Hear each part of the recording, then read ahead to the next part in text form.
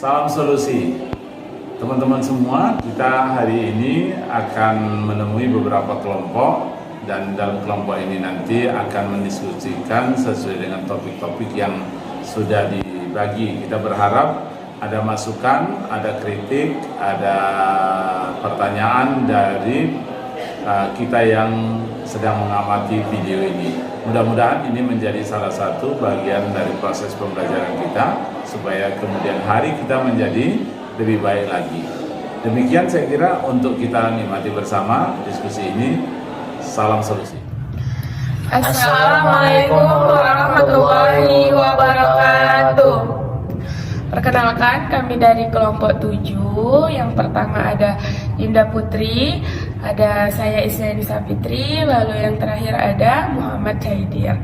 Oke, di sini kami kelompok 7 membahas materi salah satu cabang dari filsafat ilmu, yaitu ilmu epistemologi, yang akan kita bahas sama-sama. Untuk memperdalam ilmu kita tentang epistemologi, di sini kami membuat 10 pertanyaan yang akan kami jawab. Semoga dari pertanyaan-pertanyaan tersebut kita dapat memperdalam ilmu kita mengenai epistemologi.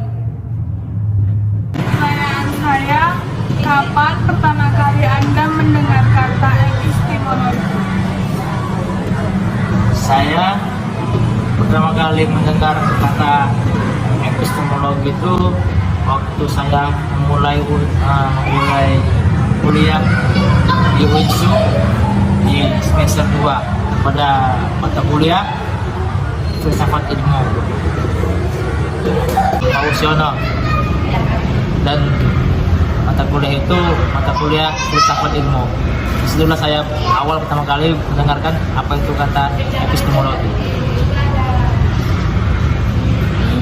Dan epistemologi itu ialah teori pengetahuan yang berhubungan dengan hakikat dari pengetahuan itu. Terima kasih. Lalu apa sih pengaruh epistemologi dalam kehidupan sehari-hari menurut Anda? Baiklah, untuk pengaruh epistemologi dalam kehidupan sehari-hari itu sangat berpengaruh pastinya. Karena apa? Karena epistemologi itu merupakan ilmu landasan.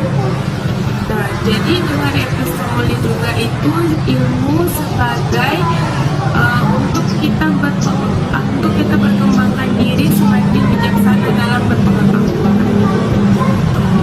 Lalu saya ada pertanyaan, yaitu bagaimana cara kita untuk menerapkan epistemologi di dalam kehidupan kita?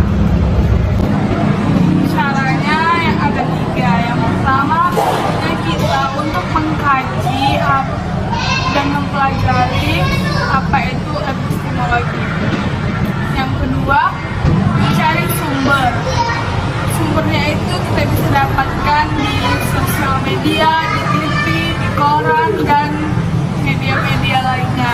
Dan yang ketiga itu mengkaji sumber agar sumber yang kita dapatkan itu adalah valid dan tidak hoax. Selanjutnya, bagaimana peran cabang filsafat epistemologi terhadap perkembangan ilmu pengetahuan? Iya. Menurut saya peran cabang filsafat epistemologi terhadap pengembangan ilmu pengetahuan yang pertama yaitu sebagai dasar tindakan manusia. Yang kedua sebagai dasar pengembangan ilmu pengetahuan. Dan yang terakhir yaitu sebagai sarana mengetahui kebenaran pengetahuan. Lalu bagaimana peranan filsafat epistemologi terhadap pendidikan? Peran epistemologi terhadap dunia pendidikan. Sebelumnya sudah kita bahas bagaimana dengan perkembangan ilmu pengetahuan. Sekarang kita membahas bagaimana di dalam dunia pendidikan.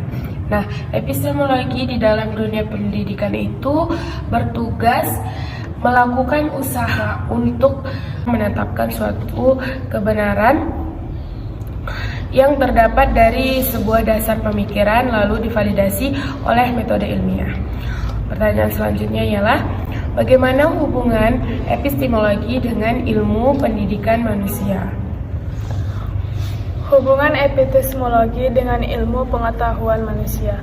Pertama, teori pengetahuan yang berhubungan dengan hakikat dari ilmu pengetahuan, pengandaian, serta pertanggungjawaban atas pertanyaan mengenai pengetahuan yang dimiliki setiap manusianya. Jadi pengandaian itu pertanyaan mengenai pengetahuan yang dimiliki oleh setiap manusianya. Selanjutnya, apa saja contoh epistemologi dalam kehidupan sehari-hari? Contoh epistemologi dalam kehidupan sehari-hari yang berhubungan dengan bagaimana kita mendapatkan ilmu pengetahuan. Dapat kita ambil contoh dalam kehidupan sehari-hari, yaitu makan. Makan, bagaimana kita agar supaya mendapat makanan itu yang baik, bersih dan halal. Itulah yang dikatakan epistemologi, ilmu pengetahuan. Apa perbedaan epistemologi barat dengan Islam? Memang ada istilah epistemologi barat dan epistemologi Islam.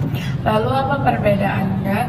Untuk epistemologi barat itu bersumber daripada akal atau rasionalisme dan juga bersumber daripada pengalaman atau empirisme.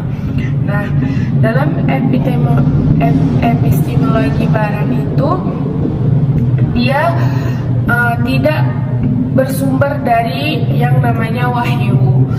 Tetapi kalau dalam epistemologi Islam itu dia tidak mengabaikan akal dan juga pengalaman, tapi dia bersumber langsung dari wahyu. Itulah yang dibawa oleh para nabi yang diilhamkan untuk manusia-manusia.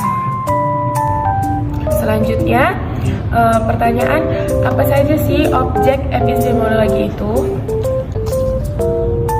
Objek material dari epistemologi adalah pengetahuan manusia dan logikanya adalah pemikiran manusia secara umum. Objek studi keduanya adalah manusia sebagai ilmu lain seperti antropologi, psikologi. Contohnya yaitu seperti objek studinya dan antropologi dan psikologi yang menjadi objek studinya. Untuk pertanyaan yang terakhir, apa saja yang menjadi masalah utama dalam epistemologi? Masalah utama dan epistemologi adalah bagaimana cara memperoleh pengetahuan seseorang dikatakan berpengetahuan. Baiklah, sekian tanya jawab dari kami kelompok 7. Itu saja materi yang dapat kami sampaikan mengenai epistemologi. Lebih dan kurangnya kami mohon maaf, dan kami sangat berterima kasih untuk teman-teman yang menonton video kami. Bila ada jarum yang patah, jangan simpan dalam peti. Bila ada kata-kata kami yang salah, tolong jangan simpan dalam hati. Bila ada jarum yang patah, jangan simpan di dalam lemari. Bila ada kata-kata kami yang salah, tolong buang saja ke sungai Deli. Bila ada jarum yang patah, jangan simpan di dalam peci. Bila ada kata-kata kami yang salah, tolong jangan laporkan ke polisi. Burung irian, burung cendrawasih. Cukup sekian dan terima kasih. Pak Taufik membeli pepaya. Wabillahi taufik wal hidayah. Assalamualaikum warahmatullahi